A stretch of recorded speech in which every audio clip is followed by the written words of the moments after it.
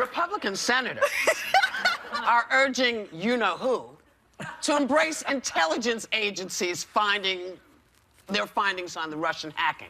But that person is still insisting that it had no impact on the outcome of the election. Now, one thinks, should he be more concerned about what a national security issue is rather than, say, Meryl Streep? Well, yeah. I don't know. Well, yeah. But he also, it's funny because Trump claimed on Friday that the intelligence that everybody knows that the Russians hacked into showed, quote, there was absolutely no effect on the outcome of the election. I don't believe that the intelligence would actually have an opinion. All it is they did this, they hacked in, Putin was behind it. They have all of the facts. They don't then say it had an effect on the election. Right. So he makes this stuff up as he goes along. He lies constantly. Well, he's missing the point, You never know when he's telling the truth and when he's lying. No one here is questioning the outcome. This is where his ego's getting in the way. No one's saying we're trying to retroactively figure out if you really won or you didn't win. They're saying a foreign power should never be involved in a free democracy. Right. And he's missing that because his ego keeps blinding him. No, I think he knows exactly what we're saying. So do and that makes him a little bit nervous. Because the question would be, in any other country, if this happened, America would go, well, this kind of puts a little bit of a taint on this. Yeah. Now, and it does. And but, you know, everybody's trying to be nice and say, well, let's see. But, you know, Donald.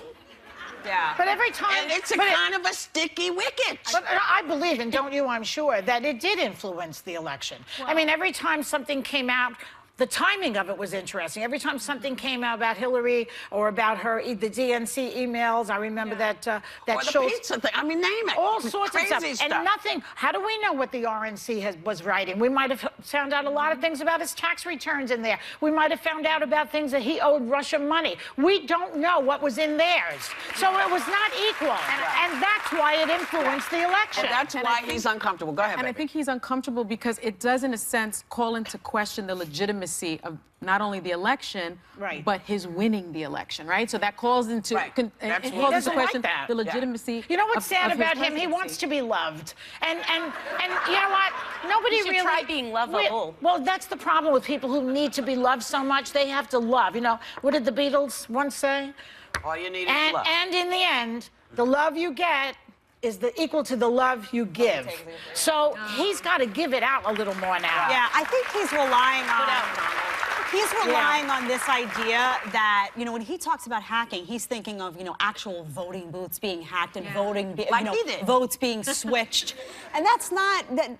influencing election can go a number of ways. Releasing information, hacking into, you know, individuals or the DNC or Podesta's email and releasing information that could potentially have hurt Hillary Clinton. I think ultimately did. I think people saw that and were swayed in many ways. That's my opinion. But that's also influencing election. And we know now that Putin was at the head of that he orchestrated an influence campaign, that he sought to make it as possible as he could for Donald Trump to win. You had paid social media trolls. It's incumbent upon the future leader of the free world to say, Russia, will not undermine our democratic process. I don't care who wins elections. It needs to happen by virtue of the will of the American people. And now you're going to be held accountable. Well, you know what he says? He's insisting that having a good relationship with Russia is a good thing, and that only stupid people or fools think it's bad.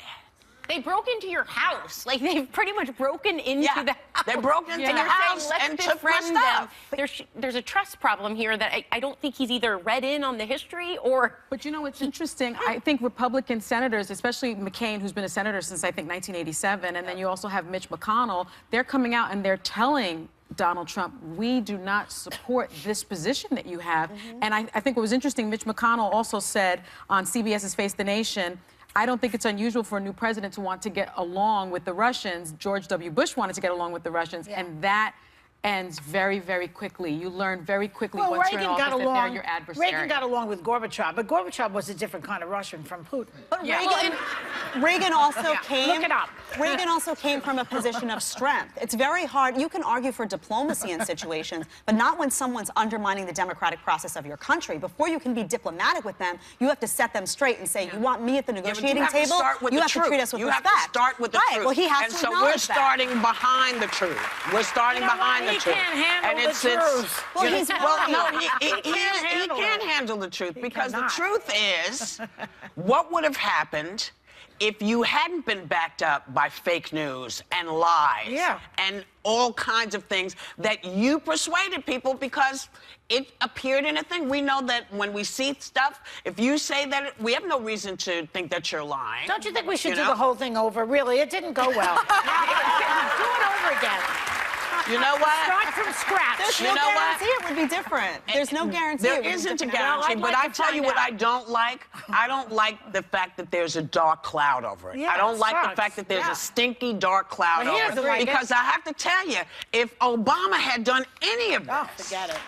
any of this, you know, from having his daughters or Michelle, if Michelle had sat in as many meetings as Trump's daughter has sat in, our heads would explode. That's why people got pissed off at Mrs. Clinton to begin with, because she was too involved. Yeah. Don't forget that. I mean, I'm not talking directly to you. Well, I'm just I know. saying. I agree with you. This is what started this funk, and there is now a big, funky, stinky cloud hanging over America, saying, you know, are we Russian? Are we American? Are we Russian? Are we American? Time will tell. Das vidanya. We'll be right back.